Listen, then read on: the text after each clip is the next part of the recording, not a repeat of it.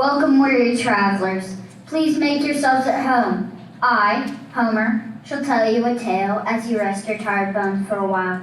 Long ago, in a land where rugged cliffs meet glassy seas, there lived unique people. These ancient people called themselves the Hellenes. You would probably know them better by their Roman name, the Gracchi, or in your tongue, the Greeks. The Greeks valued wisdom and beauty. They excelled in art, literature, architecture, and athletics, and they built their kingdoms to reflect these values. Now please, allow my fellow poet Hesiod to continue the tale.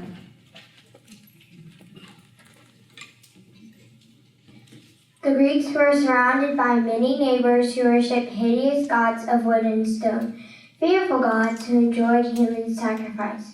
The Greeks prided themselves in being unlike their foolish neighbors. Instead of roughly carved, cruel, and barbaric gods, they fashioned their gods in the image of man with all his virtues and vices. The great playwright Sophocles will tell you more.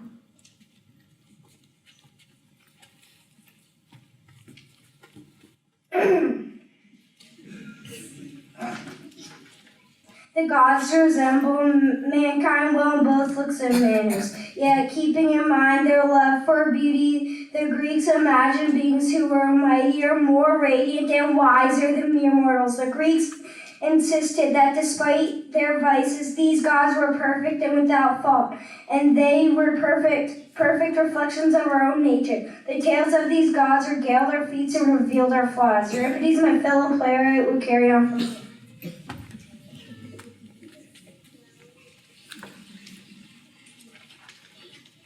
The Greeks imagined a glorious kingdom for their gods upon the tallest peak in their land. High atop Mount Olympus, the gods lived in a golden temple built by their immortal uncles, the Cyclops. Within this splendid temple were 12 golden thrones, one for each of the most important gods. Unfortunately, mere mortals could never endure gazing upon the gods in all their radiance, and this grand pantheon could never be seen by mortal eyes, since the summit of Mount Olympus was always hidden in white flecked clouds. And so we will need someone greater than men to continue this story. I will call on the muses to help. We have spoken to the gods and have good news to share. Dear mortals, just for today, the gods have seen fit to tone down their radiance and roll back the clouds so that you may behold them in the Olympian banquet hall. They have allowed for my sisters and I to guide you back to the time of the ancient Greeks, back to the rugged cliffs and glassy seas, back to the tales of beauty and wisdom. Please indulge us in brief instructions.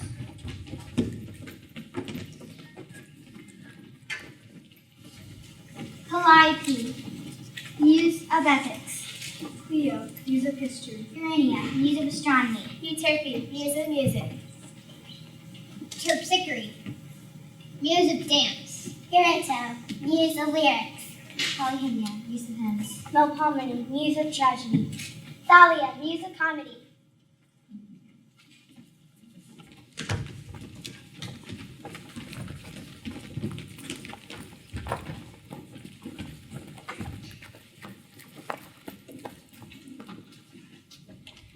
Let us begin with my grandmother, Gaia. You see, for a long time she was all that existed, and since nothing and no one lived on her, she was lonely and downcast. But one day she happened to lift up her eyes and see my grandfather, Uranus, the sky. He wore a crown which was speckled with bright shining stars and caught Gaia's eyes quite easily.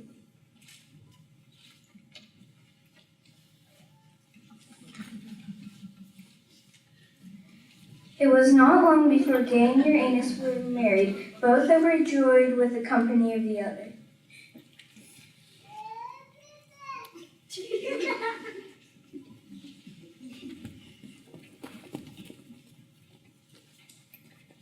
Uranus quickly became known as the mighty lord of the universe. He was respected and feared by all. Soon after their marriage, Gaia became Mother Earth, bountiful and full of life. All living things arose from her. The couple's first set of children was a set of 12 glorious gods and goddesses, the Titans.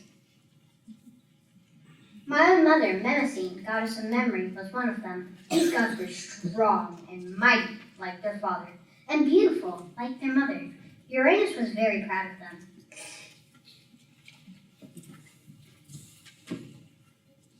Their second set of children were less beautiful to behold, but equally strong and talented.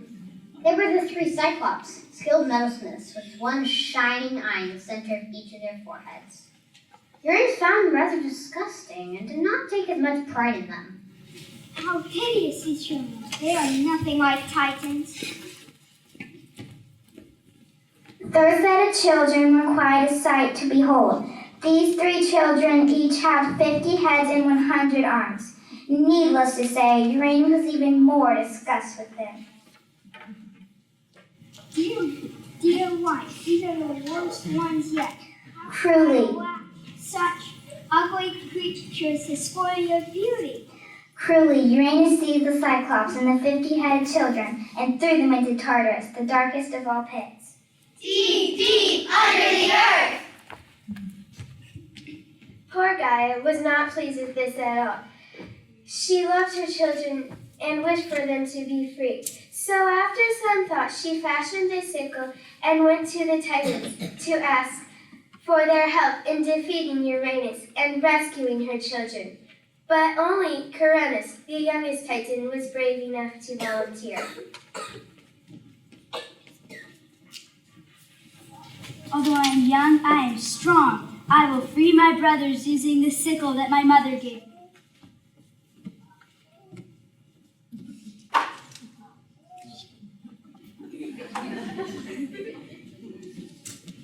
Now young Coronis was the new Lord of the universe. Perhaps he will learn from his mistakes for his father and show more kindness in his offsprings. Let us continue on and see. Cronus did not free his siblings as he had promised his mother. As a result, Gaia was very unhappy with him.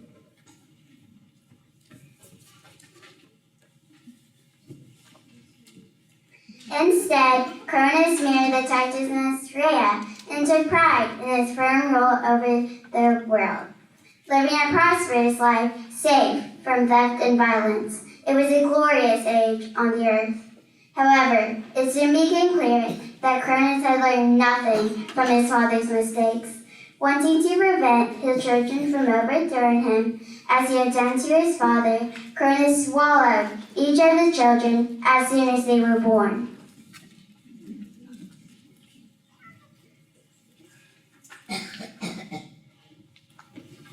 I cannot tell you how much this grieves me. My sisters have their children close by, while my children are torn away from me. Is there no one who can help me?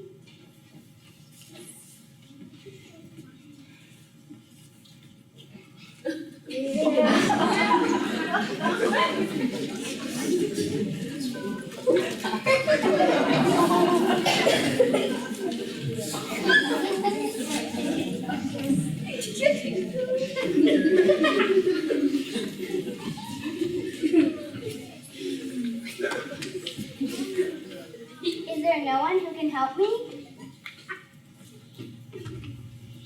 This is just the chance I was waiting for. Finally, a chance to save my grandchildren from their cruel father and have revenge on my troublesome son for leaving his brothers in Tartarus. Dear child, mother will help. Come over and let me whisper a plan in your ear.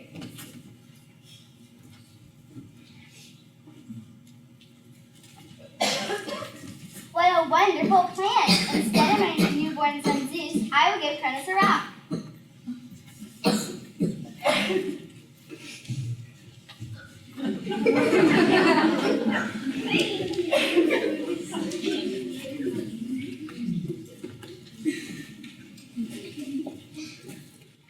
Rhea hid Zeus away on the islands of Crete, where he was able to grow up safely.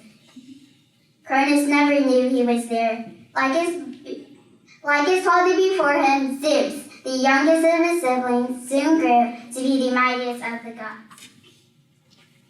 Now that I am grown, it is time for me to avenge my brothers and sisters. I'll use this thunderbolt to defeat Cronus and Rescue my siblings so they can share my power.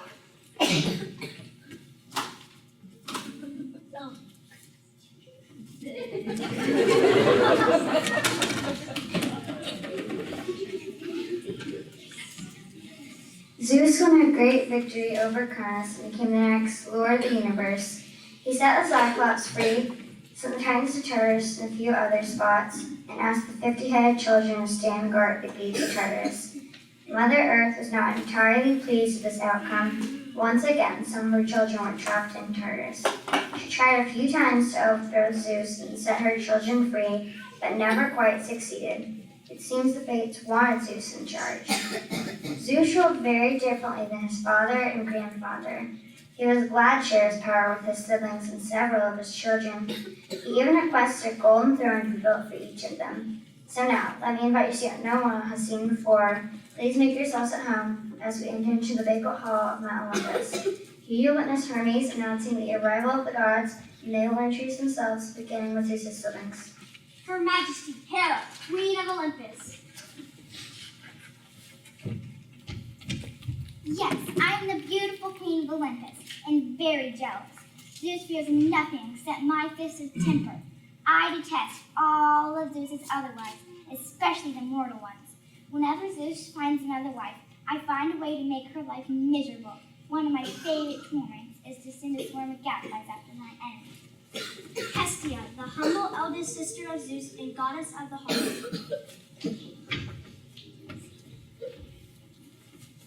I tend the sacred fire here on Mount Olympus, and every hearth on the earth is an altar to me. Unlike my sister Hera, I prefer gentleness and kindness.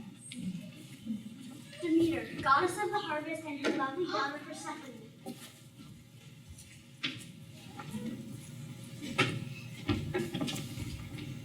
I call the planting crop to grow, providing beauty and food for the people of earth. My daughter Persephone is my constant companion. I love her dearly and cannot bear to have her out of my sight. But one day, while I was living in earth, she drank the meadow and she wandered away from me. I do not know where my daughter had gone. I searched far and wide but could not find my precious daughter. But with the help of the swineherd, I soon discovered that she had been stolen by Hades. Hades, my gloomy uncle. I am the Lord of the Dead, and I stole Persephone. I am a god of few words.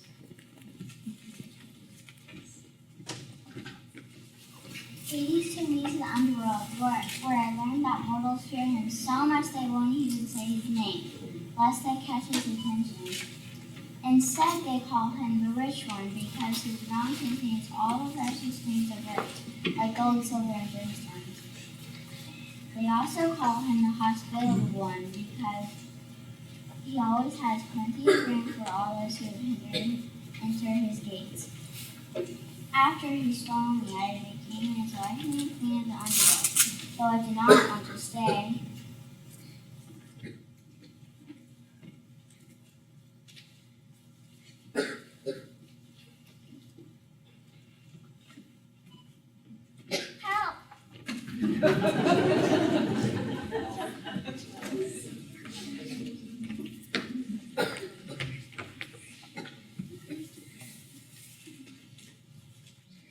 Zeus tried to persuade Hades to let Persephone return to her mother.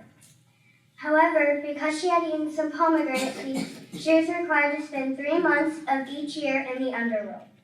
Each year, while Persephone was in the underworld, Demeter would grieve, and nothing would grow on earth. Kind Demeter taught mankind to harvest crops and store food so that people would not go hungry in the winter. Then, when Persephone returned to her mother, Demeter's joy would cause the whole earth to bloom, and mankind would rejoice at the return of spring.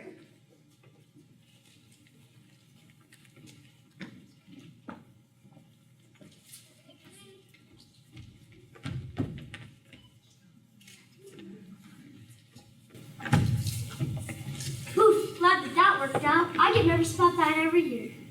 And now for my uncle Poseidon, Lord of the Sea.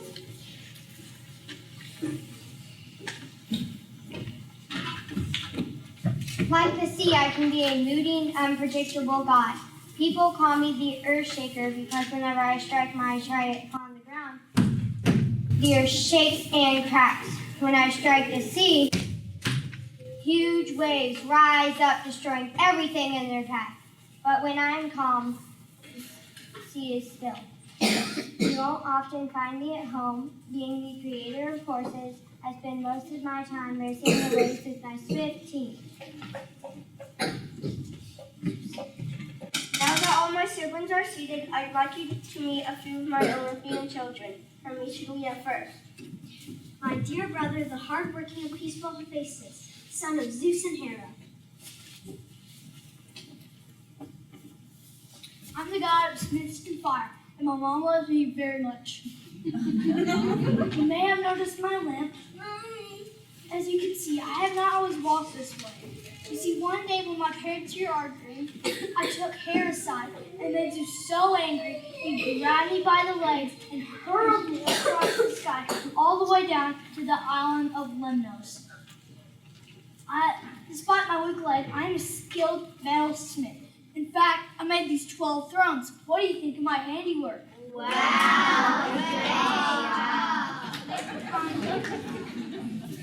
Introducing the wife of Hephaestus, God Aphrodite, goddess of love and beauty. I am not actually a child of Zeus. I have neither a mother nor a father. One day, I mysteriously rose out of the sea on a cushion of foam. The west wind spotted me and blew me to the island of Cythera. There, the three priests greeted me, addressed me in fine garments, and drove me in a golden chariot to Mount Olympus. Since I am so beautiful, the gods would fight to marry me, so Zeus chose my husband Hephaestus for me. To be honest, I would rather be married to tall and handsome Ares. Well, look who it is, Aries. Tall and handsome I am Ares, god of war. I am great. Some people think I am cruel because I love fighting. For fighting's sake, I don't care which side I'm on as long as there is much bloodshed. I've killed many with this sword. Ouch, Mommy, it hurt my finger. Stop your whining and be seated. Athena, the wisest of us all, daughter of Zeus and the prudent Meadows. That is my brother, but none of us are very fond of him. I love his vanity and senseless bloodshed. I am the goddess of wisdom and my father's favorite child. Hi, Daddy. We have a special bond. I was born full of gold right on my father's head. That's because he swallowed my mother so he could never be a daughter. Wise counsel. This shield has helped me in many battles, but unlikely my brother Ares. I only fight for just causes. Perhaps you have heard of the city of Athens, whom I won that city in the contest against Poseidon. He gave them useless salty springs. I gave them an olive tree with many practical uses. Naturally, the people like my gift better. So now I watch over the city and shower them in the skills of arts and crafts. Radiant twins, Apollo and Artemis, children of Zeus and Leto.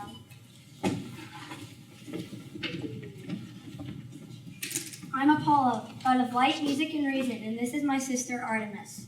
I am the goddess of the hunt and all newborn creatures. My father gave us each these bows along with a set of arrows. My arrows are sharp and strong like the rays of sun. My arrows are as gentle as moonlight, with no pain to whomever they hit.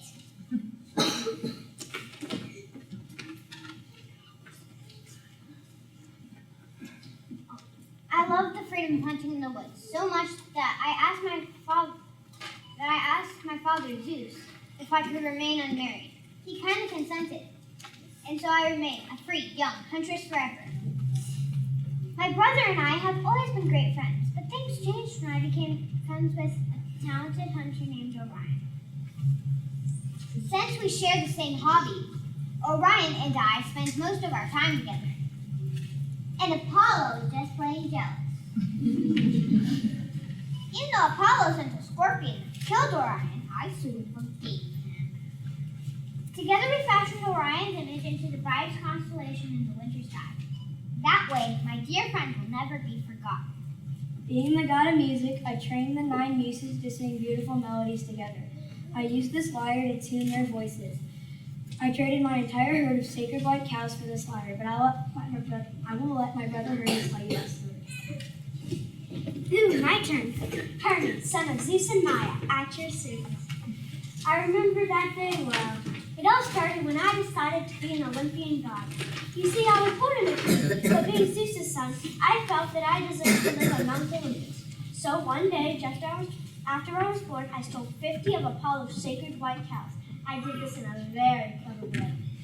I disguised my feet and led the cows out of the pasture backwards.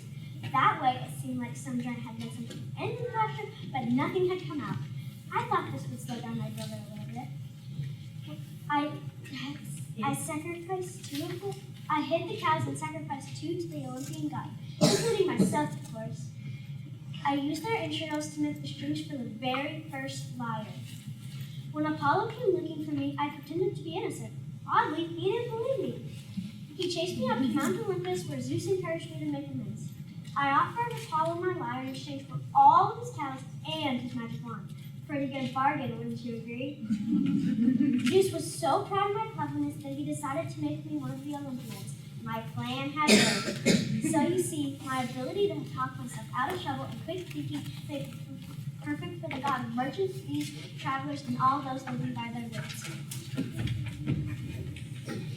Hermes had a few other jobs as well. His gift for talking made him the perfect herald of the gods. He helped merchants close good deals and politicians speak convincing words. He graciously taught men to use words of persuasion to talk themselves out of trouble. A faithful guide, he kindly led travelers to the best roads and to the deceased in their final home in the underworld. Now all the thrones are full. Wait, that has one more son. Dionysus, the jolly god of wine. Are you kidding me? His mother was immortal. He can't join us. Besides, there are no more thrones. He may have my throne. I'd rather be closer to the hearth. But Enough, Hera. Come join us, son. Thank you, Father and gracious Hestia.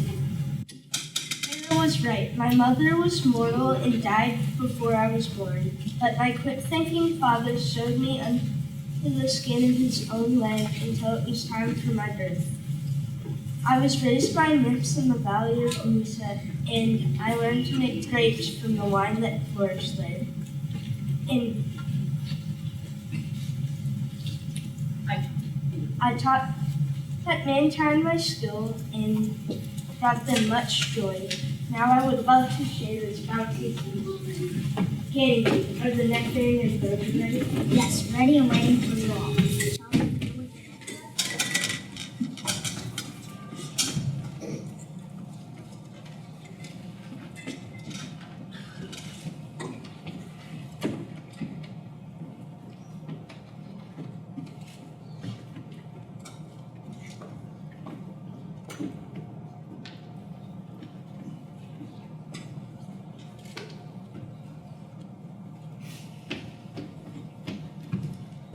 To everything there is a season and a time to every purpose under heaven.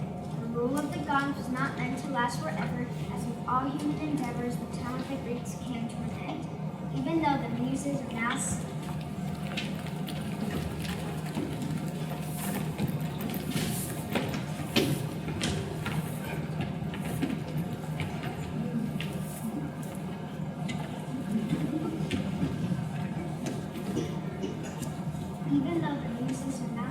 our stories continue to be told, and we rejoice in the fact that the heavens declare the glory of God. We see the constellations designed by the ancient Greeks, and we are reminded of the great tales which reveal our feats, reveal our flaws, and reveal our need for God, who is greater than anyone else.